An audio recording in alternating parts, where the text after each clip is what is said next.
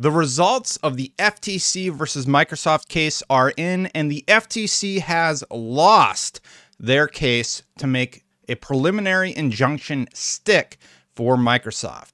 Is Microsoft going to close? What will the FTC do next? What have people said? Let's get into it all right now.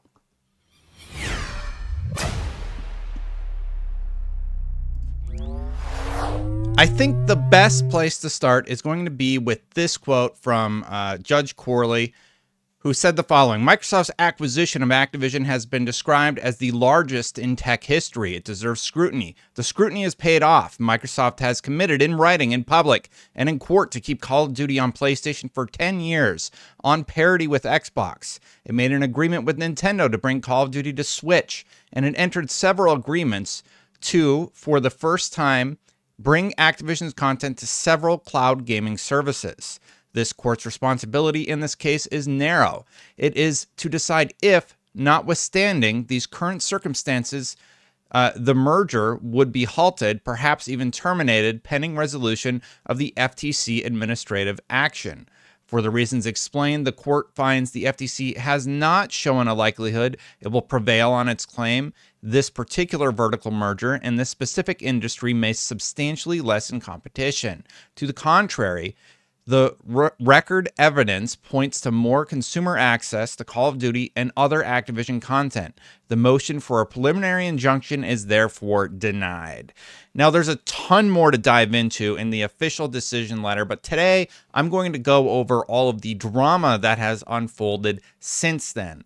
First, let's take a look at the statement from Brad Smith. Here's what he said upon the reveal. Our statement on today's decision: we're grateful to the court in San Francisco for this quick and thorough decision and hope other jurisdictions will continue working towards a timely resolution. As we've demonstrated consistently through this process, we are committed to working creatively and collaboratively to address regulatory concerns. Not even just a few minutes, oh my goodness, my hair. Not even just a few minutes later, we got another statement from Brad Smith, who said the following: our statement on the mutual request with the CMA for a pause of our appeal in the UK. After today's court decision in the US, our focus now turns back to the UK. While we ultimately disagree with the CMA's concerns, we are considering how the transaction might be modified in order to address those concerns in proposals. Microsoft and Activision have agreed with the CMA that a stay of the litigation in the UK would be in the public interest, and the parties have made a joint submission to the Competition Appeal Tribunal to this effect. Now, I have the full quote pulled up here. Here's what the CMA said: whilst merging parties don't have the opportunity to put forward new remedies once a final report has been issued, they can choose to restructure a deal, which can lead to a new merger investigation. Microsoft and Activision have indicated that they are considering how the transaction might be modified, and the CMA is prepared to engage with them on this basis. These discussions remain at an early stage, and the nature and timing of next steps will be determined in due course. While both parties have requested a pause in Microsoft's appeal to allow these discussions to take place, the CMA decision to set out in its final report still stands. So for the time being, it does still stand, but we will see how things progress as it goes by. Now, let's jump back to the FTC and what's going on with the FTC. Michael Acton had the following statement from the FTC. We are disappointed in this outcome given the clear threat this merger poses to open competition in cloud gaming subscription services and consoles. In the coming days, we'll be announcing our next step to continue our fight to preserve competition to protect consumers. He notes that this is interesting because in my experience, the boilerplate response is, we are disappointed with the decision and are considering next steps. Nothing about this statement suggests to me the FTC is done with this case. What is that next step? Appeal, a deal with Microsoft, keeping the administrative case going? Those are the questions that everybody has been asking. So before I dive into the idea of the FTC filing appeal, if you do like this content, please hit that subscribe button. The subscribe button's not working right now, but pretend this super cool subscribe button actually worked once in a while and came on the screen and it said, subscribe now, everybody. What is happening? So hit that subscribe button, hit that bell to know when my content goes live. Thank you so much for watching, everybody. So continuing on from there, there's been a lot of talk about what might happen with the FTC's appeal. It's very clear that Microsoft and the CMA are working together. So Bloomberg has reported that the FTC is leaning towards appealing the Microsoft Activision loss. Here's what it says on their article. Exactly what I just said, but here's the specific quote.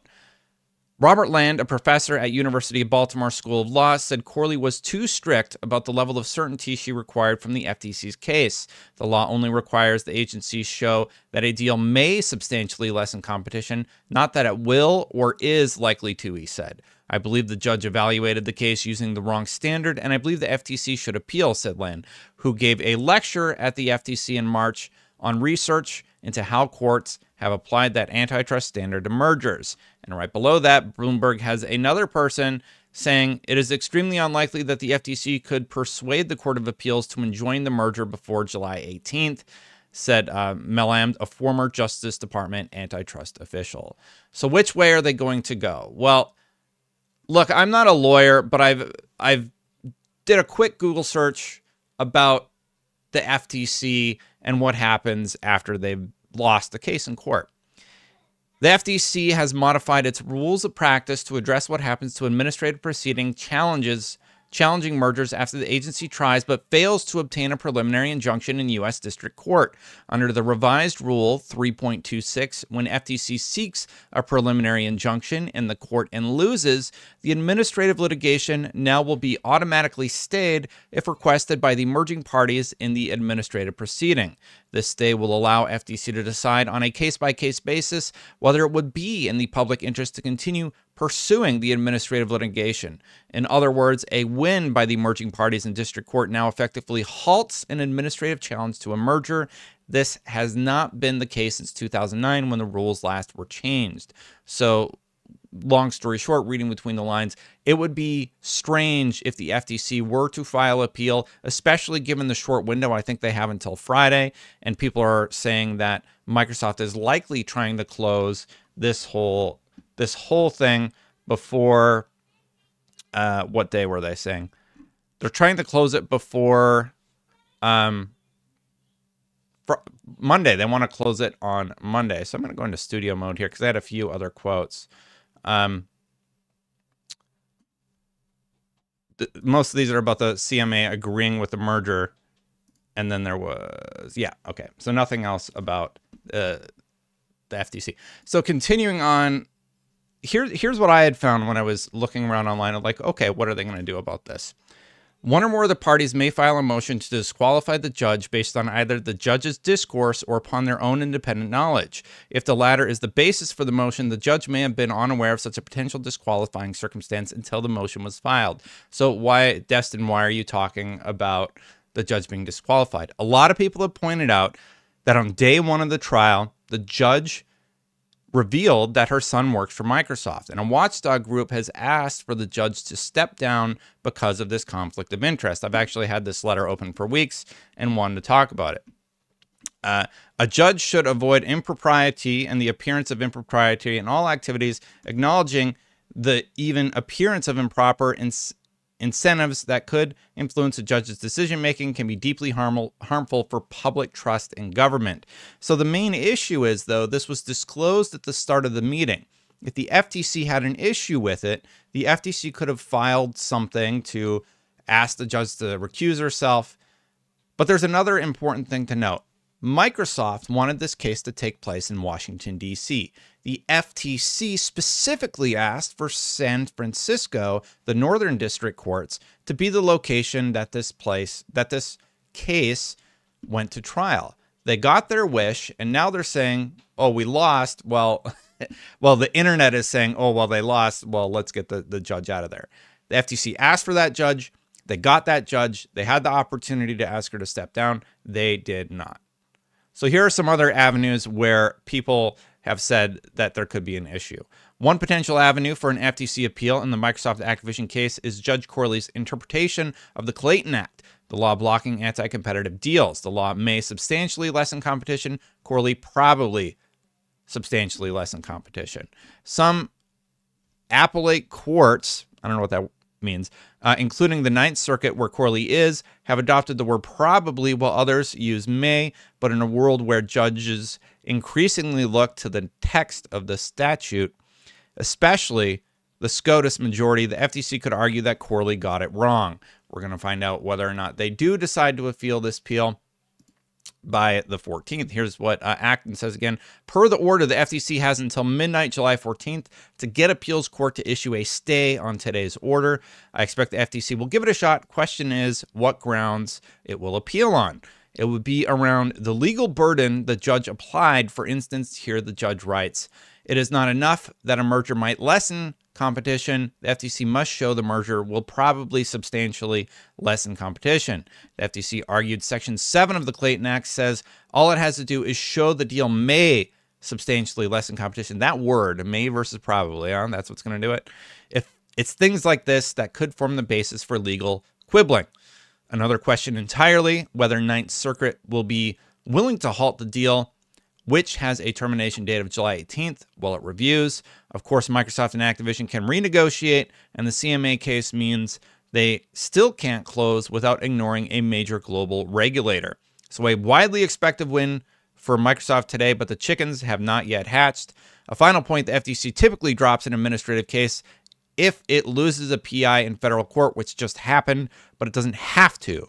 It can still keep the administrative case going if it really wants to. So he's reflecting on the point that I made earlier about how, yes, they could potentially still file this appeal, or halt to the case, but they're likely not going to.